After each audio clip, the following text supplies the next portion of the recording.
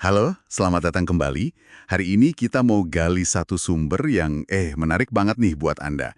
Judulnya 99 Strategi Negosiasi, penulisnya David Rosen. Nah, ini bukan buku teori yang gimana ya, yang biasa gitu. Isinya tuh taktik-taktik lapangan, tajam, langsung dari negosiator Wall Street. Yang kita tahu kan mereka tangguh-tangguh. Jadi perlu diingat ya, pendekatannya ini kompetitif banget, fokusnya menang. Dari semua strategi itu, kita bakal fokus ke satu aja nih dari bab 20. Ringkas tapi, wah, bisa jadi kunci. Langkahi rantai komando. Oke, misi kita hari ini, beda idenya, kenapa ini penting, kenapa bisa jadi senjata ampuh di negosiasi Anda. Siap ya? Mari kita bongkar.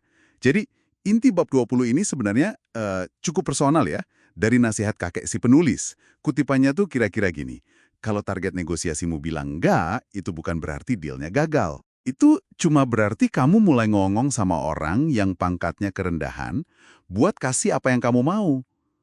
Simpel banget ya kedengarannya.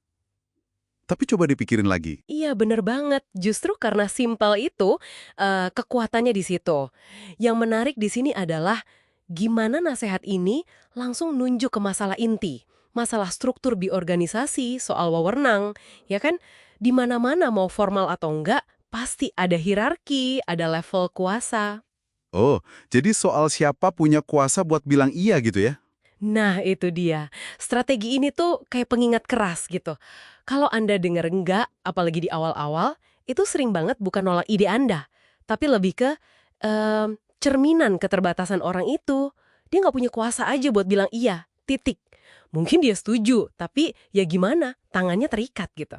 Hmm, jadi ini bukan cuma soal, wah jangan gampang nyerah deh, tapi lebih ke, kita harus paham dulu nih medan perangnya. Siapa yang pegang remote kontrolnya? Tepat. Dan ini nyambung banget sama semangat kompetitif di buku Rosen ini kan. Di dunia macam Wall Street, taruhannya tinggi. Kalau Anda terima nggak pertama gitu aja, ya, itu kesalahan fatal. Negosiasi di level gitu butuh gigih, iya. Tapi lebih penting lagi, pemahaman strategis. Siapa sih sebenarnya yang bisa ambil keputusan? Nggak dari orang yang salah, itu cuma sinyal. Sinyal buat ganti jalur, bukan buat berhenti. Oke, jadi enggak itu bisa jadi informasi penting ya, bukan cuma penolakan. Betul sekali. Memahami struktur kuasa ini, wah, itu mengubah cara Anda lihat penolakan. Bukan lagi hambatan personal, tapi data. Informasi berharga. Oh, keputusan bukan di sini, tapi di atasnya. Menarik. Coba di Anda pikirin, seberapa sering sih Anda mungkin pas ngajuin proposal, atau minta naik gaji, atau negosiasi kecil-kecilan aja, dengar kata enggak, terus langsung, ya udahlah, berhenti di situ. Nah, jadi apa artinya ini buat Anda? Strategi ini tuh intinya ngajak kita melakukan reframing, bingkai ulang makna enggak itu. Bukan sebagai lampu merah, tapi sebagai penunjuk arah. Hei, kamu perlu ngomong ke orang yang lebih tinggi nih. Persis, pembingkaian ulang itu krusial banget. Inti strategi langkahi rantai komando ini sebenarnya kemampuan diagnosis.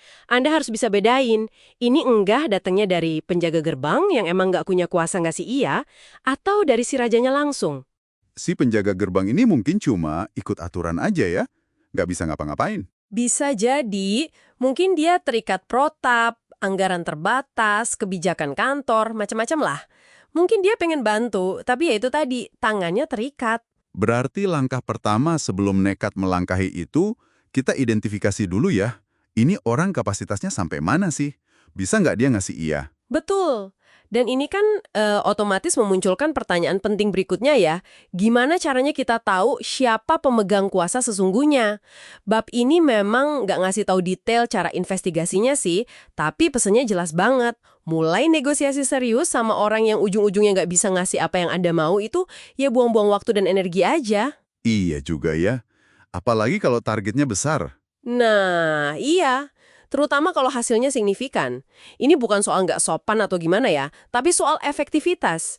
Energi negosiasi Anda itu berharga, arahkan ke orang yang tepat. Oke, jadi kalau dirangkum nih, bab 20 ini cukup lugas ya. Strategi langkahi rantai komando itu kayak kacamata baru buat lihat penolakan. Jangan telan mentah-mentah kata enggak. Selalu tanya dalam hati, siapa nih yang bilang enggak? Dia beneran punya kuasa enggak sih buat bilang iya? Nah, sebagai penutup nih, saya mau kasih satu pikiran buat Anda renungkan. Coba deh, ingat-ingat lagi negosiasi terakhir Anda, yang penting, yang hasilnya enggak. Udah, sekarang coba analisis bentar. Itu penolakan beneran datang dari pucuk pimpinan, orang yang punya kuasa absolut buat setuju. Atau, jangan-jangan cuma dari orang di tengah-tengah aja, yang mungkin cuma jalanin aturan atau dibatasi wewenangnya. Mikirin ini aja udah bisa ngubah pendekatan Anda loh di negosiasi selanjutnya. Mulai deh petakan struktur otoritas itu secara mental aja nggak apa-apa sebelum mulai obrolan penting. Itu dia pembahasan kita kali ini. Mengupas satu strategi kunci dari bukunya David Rosen, 99 Strategi Negosiasi, yang kita sesuaikan khusus buat Anda. Semoga ada perspektif baru ya. Sampai jumpa!